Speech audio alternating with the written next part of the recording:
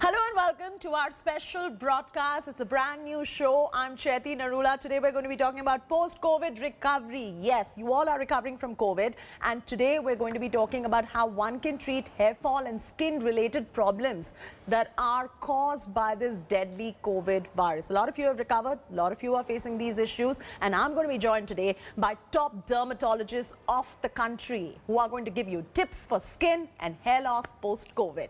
We all know that COVID causes long-term side effects in one's body. It's not just lungs and fatigue, but it also impacts patients' hair and skin. Many people are reporting hair fall, hair thinning on the crown, hair thinning elsewhere too, and skin going completely out of whack. Many patients are complaining, and that's what I'm picking up from the top dermatologists. But the good news is, it is all fixable. We here at India Today are here to help you with just that. First, here's my report. Many who have recovered from COVID are reporting skin and hair issues post-recovery. Beat COVID itself, the stress, the medications that treat you. Dermats say these issues are on the rise. Essentially, post-COVID, we can see a lot of issues. I see a lot of acne come up, I see rosacea. We also see a lot of epidermal skin damage. So the skin looks darker due to that damage. It's almost like a tanning. But the tanning is caused due to so much antioxidant depletion. In hair, we see tremendous amount of hair fall. 30% of people will suffer from hair fall. Right from thinning of the hair to hair fall and rashes on the skin with acne and rosacea, they're all fixable. And that's the good news. You must take all your vitamins regularly for at least 3 to 4 months.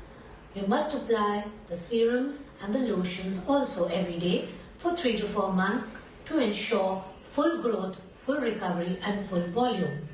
Along with it, make sure you get all the macro and micronutrients for good gut health.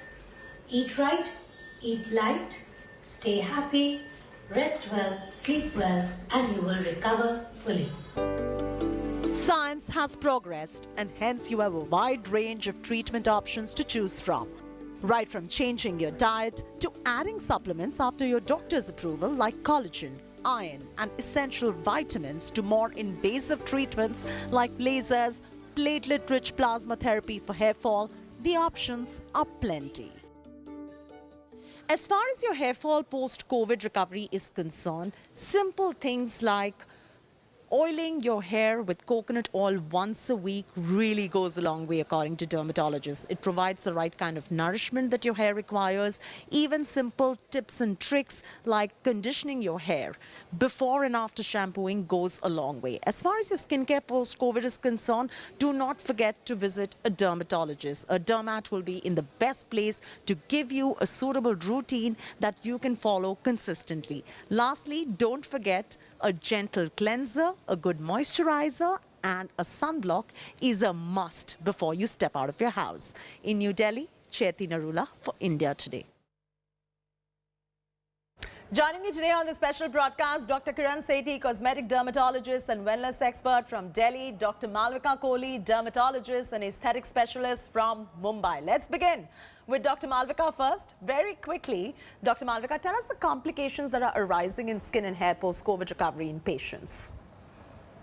Hi, everyone, and wonderful to be on this special show related to post-COVID recovery. And yes, there is a huge amount of hair loss that we're seeing in this entire year of COVID. And well, the skin also does take a beating, but it can recover. All of this can recover. And the skin does go through a phase of feeling dehydrated, tired, dull. There is a copious amount of hair loss, which takes about 3 to 4 months to settle. Sometimes you need to recover from post-COVID rashes that the skin may develop. Not everybody gets these rashes. Sometimes the nails do take a bit of a beating. You do get changes on the nails, but everything is recoverable and it sorts itself out within a couple of months, along, of course, with correct supplementation, rest, diet, and lifestyle modifications. And all the supplementation that you're talking about should be something that one should advise doctors before popping pills, right? Absolutely. You need to be in touch with the treating physician who looked after you during COVID. And you can also take the guidance of a qualified dermatologist who can then tell you the macronutrients like you need. You must continue with your 1000 mg vitamin C, your zinc supplements, and CoQ. Curcumin has become huge. And Yeah. curcumin helps with your immunity, skin quality. It helps in giving you a boost to your energy. So these are good macronutrients. And then, of course, for your hair, you'll need to take a good supplementation of the amino acids and ferritin and iron supplements, depending on also how your levels are. So most of us are taking D3 during COVID, but still you need to check. All your levels would have been checked while you had COVID. So any supplementation over there can be completed. And for your skin also, you can take a special set of vitamins. In fact, because a pill load can become quite high, it's a good idea to just take these all-in-one pills, which have a little of everything. Yeah. Like for the skin, you can have omega-3, the aminocollagens, a bit of CoQ, you can have vitamin C, a bit of glutathione, a bit of ellagic acid. This combination, they are available, they work well, doesn't increase your pill burden, but it gives the necessary boost and it gives the body a signal of recovery. So I'm so happy to hear that the skin and hair can recover post-COVID, and the takeaway I'm getting from Dr. Malvika is that go consult your dermatologist, get all your tests done, go backwards from it and let the doctor decide which supplements you require. Now, Dr. Kiran, hair loss and hair thinning complaints are absolutely rise in your own practice, you told me. What are the methods that are non-invasive to fix hair fall? So say microneedling or LED helmets, and shed some light on the invasive ones as well. I believe if somebody has the money, wants to spend, PRPs and Botox and fillers for the scalp can be good fixes too if the non-invasive ones do not work. And I just want to put it out there, hair loss is fixable. Yes, absolutely. I completely agree. Hair loss is fixable. Now, 30% of people post-COVID will experience hair fall, and it can be so traumatic. So in addition to what Dr. Malvika has said, all of that nutrition is important, good hair care is important, but then there's also therapies. So great non-invasive options. Microneedling is a wonderful way to start stimulating the scalp. You can add nutrients, so you can actually microneedle nutrients in. Now people hear the words microneedling and they get scared. It's not little injections. It's just tiny needles that allow things to infiltrate and you barely feel them. So you can apply nutrients, and then when you use the microneedling device on top of it, or through, many of them actually instill through the device, then what happens is it actually gets to the lower layer where the follicle rests, where the actual stem cell of the follicle lives. So you can get deeper. So microneedling therapies are good. A great thing you can even do at home that's a treatment is get an LED-based helmet or an LED comb. It's called low-level light therapy. It biostimulates the scalp to essentially increase hair growth. It's something anyone can do at home a few times a week based on which machine you buy. So I can just be watching TV and just put the helmet on and I'm fine, right? Yeah, Netflix and grow your hair. It's perfect. So why not, right? Yeah. I mean, and what about the other more invasive treatments like the PRP and the advanced PRP? Many people are scared of the injections going into their scalp as well. Do they have anything to worry about, and do they really end up giving a quick fix to the hair too? So I love PRP. Now, what I'll ask from you prior to doing PRP is I'll get a CBC from you, a ferritin, I'll get a B12, a folic acid, a zinc, and a vitamin D. Because I'll want to know any vitamins are we low on. If I'm doing your PRP and we're low on some vitamins, then I'll supplement those vitamins to make sure we have enough sort of material for you to grow, right? If we don't have food, we don't grow. Same thing with your hair. If it doesn't have the nutrition it needs, it won't grow. The next thing is I'll also check that platelet count that you have, because if your platelets are really low, which can happen post-COVID or post some of the medications, then we'll have to wait until the platelets are up to a good level. Now, once that happens, PRP has been shown to increase hair growth by anywhere from 30 to 50%. It takes a few months. Yeah, you do a few sessions. You do one session every month, about 3 to 4 sessions, but around 30 to 50% of hair growth can be seen. It can arrest hair fall. And over the next 3 to 6 months, you'll actually feel like new hair is growing. So I hear a lot of people, they worry that when their hair falls, will their hair come back? Hair can come back. It can come back through vitamins. It can come back through hair therapies, and if that's not enough, then there's so many treatments that can help you. So do not despair. All right, that's very reassuring to hear. Dr. Malvika, you've been stressing on the tresses. How do you guide patients to handle hair fall post-COVID? Quick do's and don'ts for our viewers who are going through hair loss at this point of time, Dr. Malvika. I think this is a great point that we're talking about. You see, we have to realize that the hair growth cycle has a growth phase called anagen, then you rest, and then you go into dormancy called telogen, which lasts 3 months, and then the shedding stops, and then the hair begins to regrow. So, all the efforts that we're putting into hair loss recovery is to push back those shed hair follicles, the hair follicles that shed their hair. You want to induce them back into anagen, which is growing, which is the growing phase. So that's what PRP does. It helps the hair follicles to quickly go back into growth phase so that the hair grow out, and then you're supplying nutrients, you're supplying the lotions, the serums. But during this induction phase, and while you're helping the hair follicles to grow, you got to be gentle with your scalp, gentle with your tresses, so that the weakened hair follicles and the already traumatized hair follicles get a chance to recover and don't get further traumatized. For this, my suggestion would be use a gentle shampoo, wash your hair 3 times a week, expect some hair loss during that time. After the hair wash, don't use a conditioner, but you can towel dry your hair and put a leave-in conditioner or leave-on serums, because then you don't have that much of shedding in the shower, which begins to really frighten people. Yeah. Yes, you can use a sulfate-free shampoo if you especially have already colored or chemically treated hair. But my suggestion would be that for the next 3 to 4 months post your COVID, during your COVID recovery, do not chemically treat your hair with and do not style it, with too much of heat and with too many appliances like straightening. Dr. Kiran, let's also bust some myths. Most salons you go to, once you start getting hair fall and stuff like that, they'll go and tell you that, okay, get your keratin treatment done, your hair will become better. Some friend here and there will come and say, Acha, have some whey protein and vitamins, and you take this, and everything will be back on track. But I just want you to bust these myths. Are these treatments like keratin likely to help, or are they likely to do more harm than good to hair fall post-COVID when you go to the salon and get all these treatments done? This is such a great question. Essentially, anytime you break the sulfide bond of the hair, so the hair is held together by certain bonds, they're called chemical bonds, etc. Anytime you break them and then try and remake them, you are already making the hair more sensitive to breakage. It's naturally weaker. Whatever you break and fix together, it's never going to be as strong, right? It's the same with hair.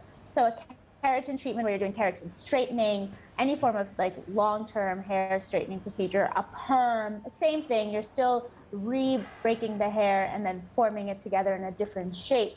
These are all things that will contribute to hair fall. It may not happen initially, but it can definitely happen a few months down the line. So that hair fall will progress and get worse.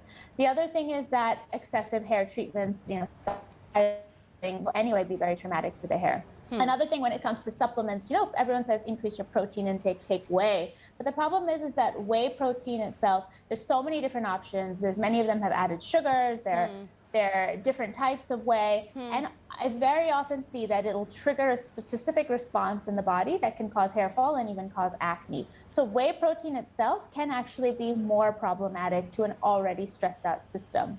And when it comes to vitamins, everyone's just buying every vitamin off the shelf, left, right, and center. They're like, oh, it's a multivitamin, oh, it's this, oh, it's that. The thing is plain multivitamins give you a tiny little bit of everything, but it doesn't give you a whole lot of the good stuff. So it's sort of like a jack of all trades, king of none. And you end up really with no great benefit. And when you take vitamins without observation or without oversight, you can end up with toxicity. You can end up with excess vitamins. You can end up with side effects. You can end up not being able to absorb minerals. There's so many things that happen. So just because it seems like, oh, it's a vitamin, it should be fine, that's not the case. Anything we put in our body should be monitored and watched so that we're the healthiest we can be. This is such a fantastic tip going out for our viewers, Dr. Kiran. Thank you for that. Dr. Malvika, your skincare tip for viewers whose skin has completely gone out of whack as a result of all the medications and the inflammation and the stress that COVID has caused. And how important do you feel is sunblock? Most people I know underestimate the power of sunblock. Very true. I think skincare starts at home. And that is one step. Most people feel that, oh, I'm indoors, I'm just doing nothing, I'm recovering, so why do I need to do anything? No, your skin has been through dehydration. Like you said, it's been through a stressful time. It's going to be looking tired. It needs a boost. So the simplest way I would say is get back to your skincare plan, which you were already following. But if it was quite elaborate, you were already layering, make it simple. The must haves would be continue to cleanse twice a day, put your vitamin C serum in the morning, even if it's 20% or less ascorbic acid alone with the vitamin E. But if it adds additives with hyaluronic, ferulic acid, great. If it doesn't, that's fine. Always apply your sunscreen. Make it a habit to even use it at home because, on a brighter day, on a nicer day, you may want to open up your windows and just get some fresh air, but you're also getting lots of other environmental influences you don't want your skin to go through while it's recovering. So this is a great day program. And at night, cleanse again. You don't have to do it just at bedtime. You can even do it at the end of your day, sometime in the evening, before you have your dinner also. And then after that, you're just resting or, winding down or reading a book. So even at that time, just cleanse your face, put a good night serum, which has hyaluronic acid, and put a night cream, which has a base of ceramides, or just a good hyaluronic acid ceramide based cream is good. If you don't want to start your retinols and other actives, that's fine. You can even use a peptide containing cream, a bit of niacinamide, zinc. These are all great add-ons which help in boosting the skin's recovery system and mechanism. And of course, drink a lot of water because you have to have at least 2 to 3 liters to rehydrate, eat light, eat right, have lighter protein, have all your greens, one green, one red, one yellow, one orange item in your diet, some raw, some cooked, so you get a nice balance. And avoid the things that trigger off your gastric system. So there's something I agree with you. Stay calm over there, at least for a month, because your GI system is going through a lot of recovery from all the meds that you had already taken for COVID. Yeah. And Dr. Kiran, just very quickly, gentle cleanser, moisturizer, followed by sunblock. COVID, no COVID, recovery, no recovery. Isn't that a no-brainer? No brainer. Actually, let me rephrase that. If you have really, really oily skin, you don't need to wear the moisturizer. But you do need to wear your sunblock. Now, sunblock is a no-brainer indoors and outdoors, exactly for the reasons that Dr. Malavika said, but also because the LED light from our LED bulbs, from our phones, from our screens, it has the same effect on your skin as UVA light does. So UVA light causes pigmentation, freckles, early signs of aging. HEV light, which is from the LED screens and your LED light bulbs, causes the same exact thing. So you are thinking you're chilling inside, though it's dark or the windows are shut, nothing's going to bother you. But really, you're actually aging and getting skin damage right underneath your in your very own home. And already in traumatized skin and stuff that has and medications and illness that has already depleted your antioxidant stores, you're already at your wit's end, if you will. You want to do everything you can to protect yourself. Tell me a little about the invasive and the non-invasive treatments to get skin back on track as well, Dr. Kiran. A little bit about lasers, peels, treatments that can supplement skin recovery for those who would like to go a step further to get the skin back on track after recovery from COVID. So it depends on what the issue is. If your skin is super dry post-COVID, then you're going to have a lot of good omega-3 fatty acids. You're going to increase chia seeds and flax seeds in your diet. You're going to wash with lukewarm water only and use very gentle cleansers, oat-based, very low foam. And you're going to use heavy moisturizers with ceramides, omega-3 fatty acids, and humectants, which there's no real treatments except maybe dermal infusion or a bit of microneedling with hydration ingredients if it's really severe. But typically it doesn't get that severe.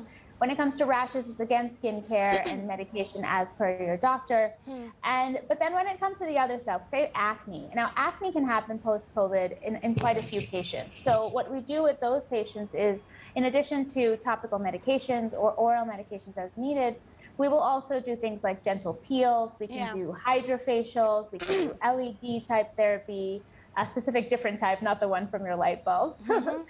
And we can do lovely photofacials also. If your face is red hot and flushed and sensitive, then you can develop pimples that are quite painful or uncomfortable or bumps. And it looks like pimples, but it's really rosacea.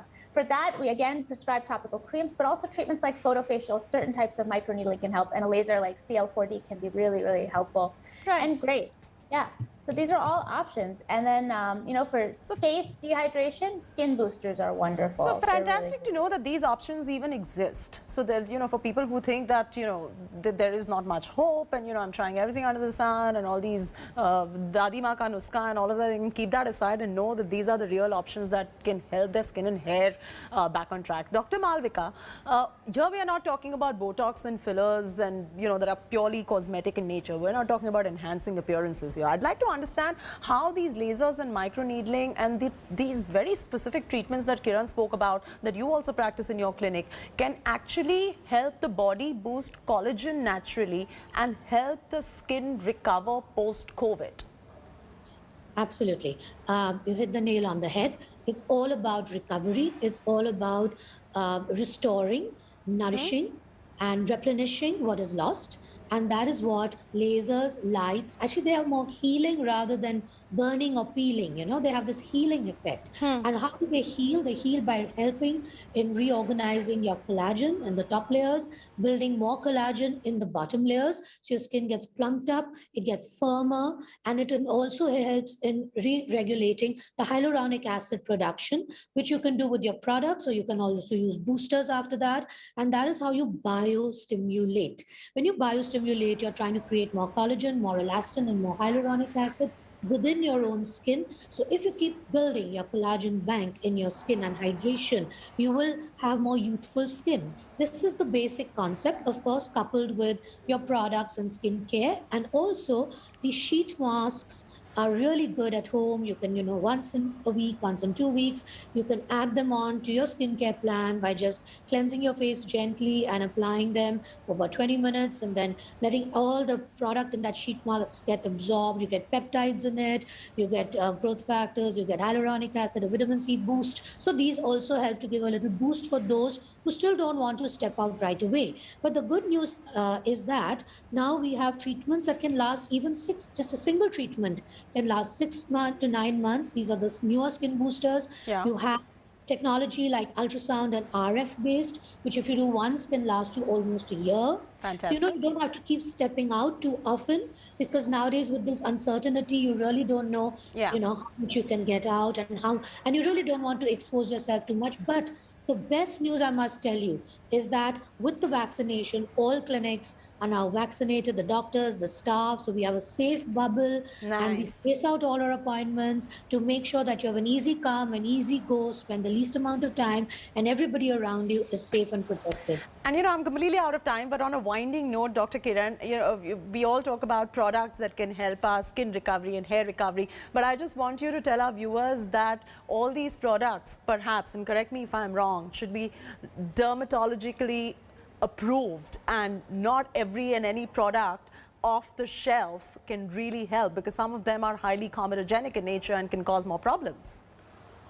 Absolutely. Essentially, look, if it says dermatologist approved on the bottle, does that mean it's 100% fail safe? No. A dermatologist may have checked the ingredients and it will try and say that, okay, and you'll check also the comedogenicity scale. But some ingredients can still clog your pores. So I would still say, you know, rather than get excited by the latest fun product that's out there, you know, you end up spending so much money and then you come home and then it doesn't work and then you're frustrated and then you're angry and then you have pimples and you're like, you know, so you're just like, why did I do this? It's cheaper to see a skin doctor and get the right products and see them every 3 to 6 months. It's better for your wallet. It's better for your skin, and overall your long-term result is so much better that I can't even tell you. Trust me, my patients feel that they've saved money after coming. So that's how you'll feel too. All right, that's fantastic. It's always such a pleasure to be in conversation with you, Dr. Malvika Kohli and Dr. Kiran Sethi. Thank you so much for joining us and helping our viewers through this journey. They're recovering from COVID, having so many skin and hair issues, and this particular show really answers all their questions. I thank you very much for joining us. Thank you. Thank you.